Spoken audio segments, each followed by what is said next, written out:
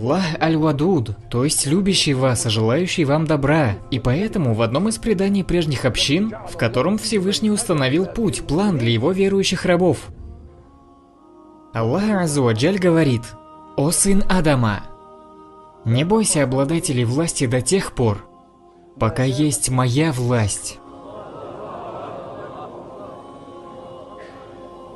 А моя власть не иссякнет никогда. О сын Адама, не бойся уменьшения пропитания, в то время как мои сокровищницы полны, а они не иссякнут никогда. О сын Адама, я создал тебя для поклонения мне, так не забавляйся. И я гарантировал тебе твое пропитание, так не утруждайся. Остерегайтесь того, чтобы упование, покинув ваши сердца, сосредоточилось только на частях тела. Части тела работают, а сердца уповают. Я создал тебя для поклонения мне, так не забавляйся. И я гарантировал тебе твое пропитание, так не утруждайся. Клянусь своим величием, если ты будешь доволен тем, что я предопределил тебе, я дам покой твоему сердцу и телу. И ты будешь похвальным для меня.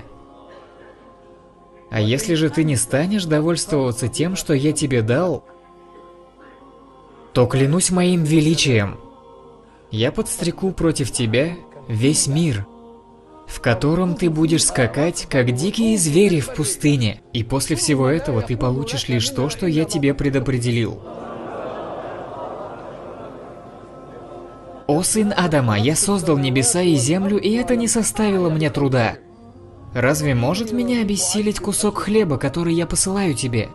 О сын Адама, не проси меня о пропитании на завтра, ведь я не требую от тебя деяний завтрашнего дня. О сын Адама, я люблю тебя. Вот это то, о чем мы говорили. Так будь же, ведь я тебе повелел, любящим меня.